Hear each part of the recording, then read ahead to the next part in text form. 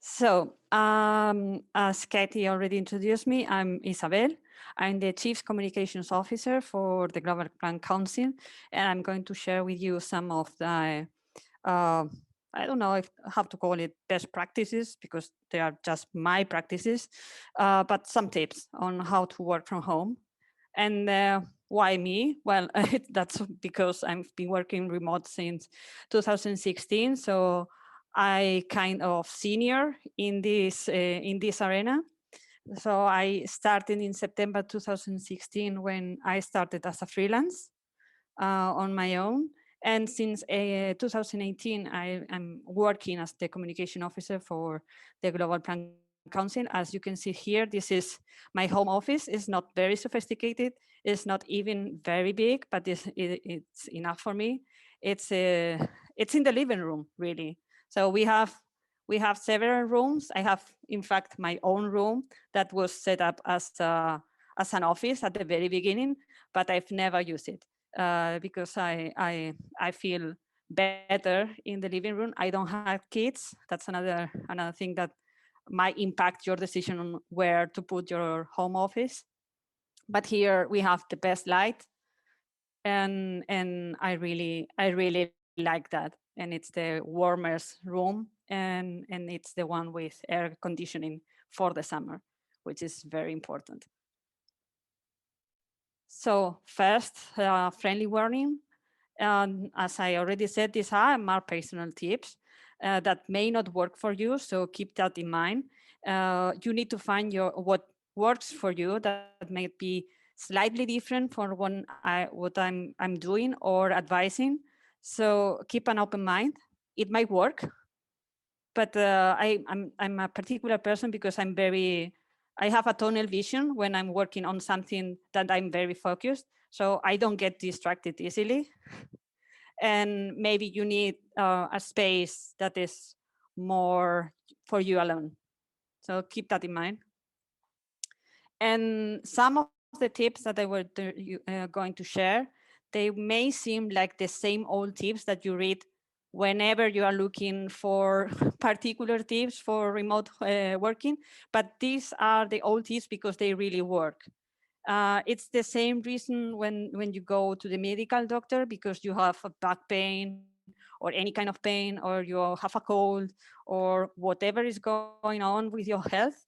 And normally you get a prescription or not, and then the doctor usually says the same three things: eat healthy, exercise, and sleep. This is their old same tips because they work for everything. So this is the kind of tips I'm going to share. So very quick tips. I'm going to go deeper just into issues, but I wanted to give you an overview of the quick tips that I think that are very, very useful. Um, First, to choose a timetable and stick to it. Um, so what what we say in Spanish is something like the entre el día y la noche no hay pared. That means something that between day and night there is no wall. So you have to set this wall, because if not, you are going to be working the whole day. You have to put yourself limits. So for me, those limits is I start working around 7:30, 8 in the morning, and I stop working at 7 p.m. That doesn't mean that I work the whole 11 hours. In fact, I don't. And for that, I use the time tracking. So I have just a, I don't want to call it strategy because it seems like too big, but I have a method of time tracking, and that's something that I'm going to share with you. So sometimes I find that at 5 p.m. I already done all the hours and all the tasks I was supposed to do, and I stop working. And sometimes I feel for example, at 11 p.m. that I'm too tired for working, and I go for a run, I go to the gym, I go for the groceries, I go whatever I need to go to do to refresh my mind, and I came back. But in any case, I start at 8 and I stop at 7.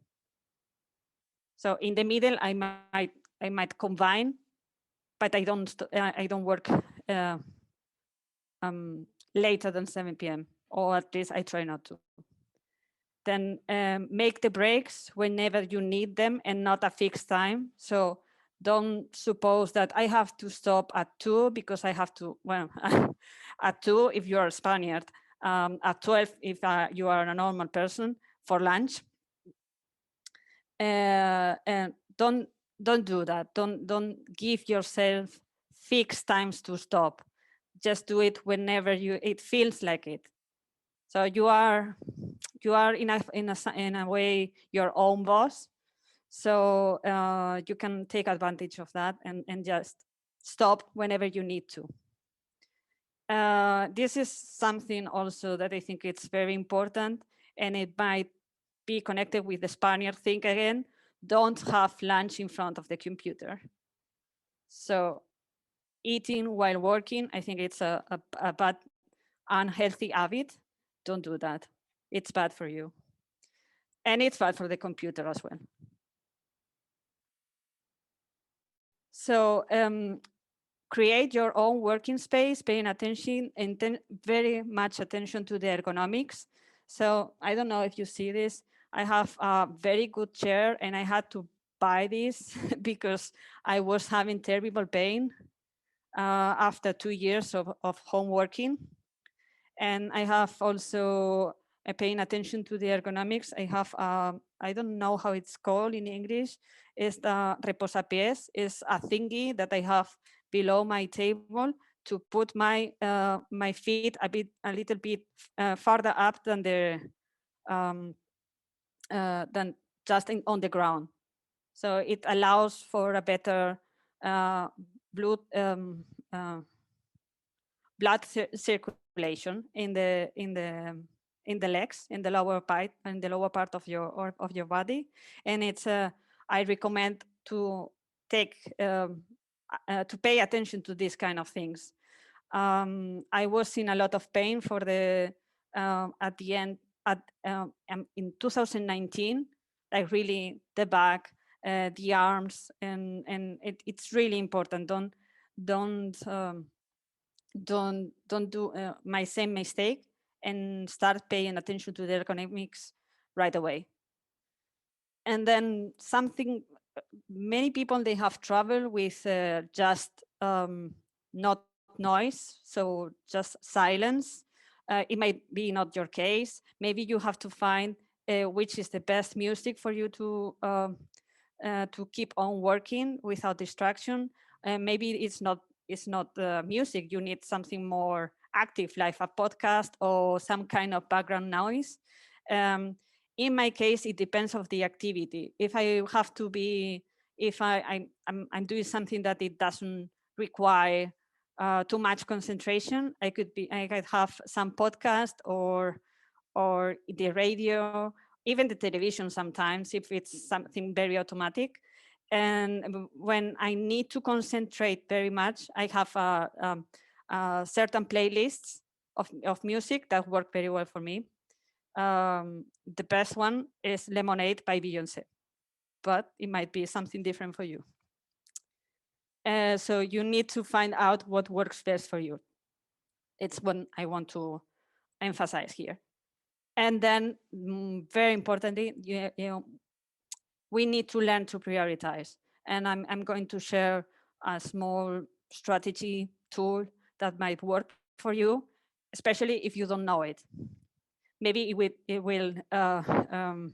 it would be something that you already have read about, but in case you haven't, it might be interesting.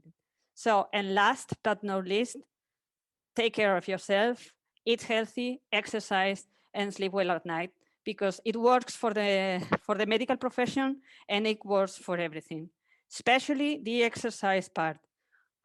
Right now, we are in many places, we are in lockdown. It might be difficult, but exercise is vital. We are spending at least, probably more, but at least 8 hours a day just sitting and working with the body position is not the very best. So we need to take care of the muscles that are involved in the arms, especially your dominant arm. I don't know if it's the right or the left, especially this package, this muscle package. And then all the muscles in your back, the core, I think it's called. So I try and I succeed. I try to exercise at least 3 times per week in a moderate to high intensity. And at the very least, I try to exercise 5 times a week in a gentle mode. So, and that was very important, and that kept me away from the pain that I was having in 2019. So I cannot be more emphasizing this, that exercise is vital. So as I said, I was going to talk a little bit more about prioritizing. So maybe you know already this matrix. Is it possible that you show me? I'm not going to be able to see you all. Do you know this, the urgent important matrix? Yes? Yes. Do you use it? No? Sometimes? Yeah, I see most, yes. So it uses, Janani uses that too? Okay. Because this is, I mean, I learned about this matrix when I was studying my master in management, and it opened my eyes completely to to something new, because I remember when I was doing the PhD, I didn't have this very clear in my mind, and I was losing a lot of time doing nonsense. So this matrix is a way of deciding in 2 axes what is urgent and what is important. In that way, there could be things that are urgent and important, and those are the most important things to do, and those are the kind of things that you need to do yourself and right away. Then we have another option that is important but not urgent. These are the type of tasks that you can plan, postpone, or delegate if you are working on a team. Then you have the urgent, non-important, some things that you can delegate to someone else because they must be done, but you don't have to take care personally, maybe. And then you have the non-important, non-urgent things, and this kind of task, you have to think, should I do this? Why is this in my list? So just to leave it undone or eliminate completely. So this is normally, this is a set, a mindset more than anything. Do you have to, every time that something comes in your email inbox, it tends, at least in my case, I tend to think I have to answer this email. But before doing that, I go through my inner matrix. Is this urgent? Is this important? Does this combine both? And then I can decide very quickly if I can postpone answering that email. And for that, I use these features that many email management tools have that resends the email to you at a certain point the next day, or things like that. So those features, or if it's something that is urgently important, you do it right away, or you contact someone else, you can plan, you can use the calendar. So this is a really useful mindset to have it completely interiorized in order to be able to to be productive, and not feeling like completely blown by all the things that you have in your list, because you can separate them in 4 different lists.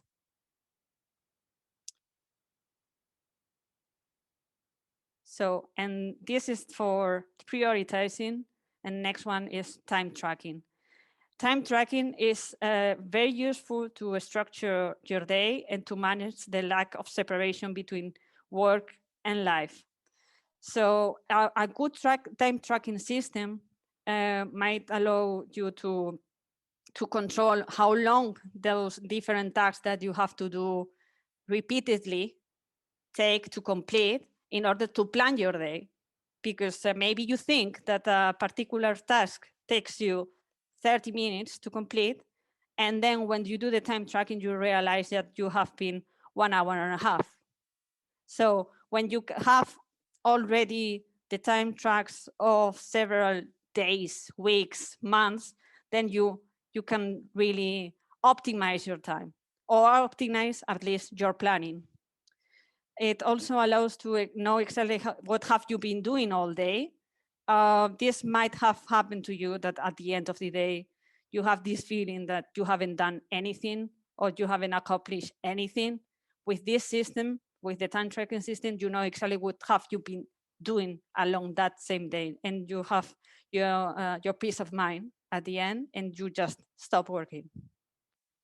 Um, because this allows you to make a full stop in your day and your week. If you have, um, by time tracking, you realize on Friday morning that you have already completed the 40 hours of work, you can just stop. I mean, if you don't have anything that is important and urgent at the same time, you can stop until the next Monday. You don't have to keep it going just because it's working hours on a Friday, things like that. In my case, it's very useful. And also, in particular, for the case of freelancers, it allows you to prepare accurate invoices for the clients. So I have, I think they exist. I don't know. I don't think they are. I know they are. I have included here a number of examples of apps that could be used to time track, like Toggle, Harvest, Everhour, Hourstack, Rescue Time. But I haven't used any of them, so I cannot recommend you any. I can recommend my system. I use Excel or spreadsheet, and that's anything you need, really. So I divide the spreadsheet into columns. First, the task, month, day, initial time, final time, and hours. I use one sheet per year. So I have one Excel with 5 sheets right now, one starting in 2016, and the last one I started in January on 2020. And I record it like this.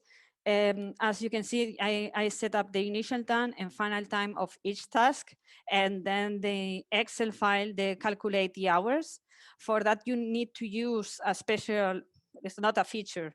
You have to change how Excel annotates this data that you are introducing.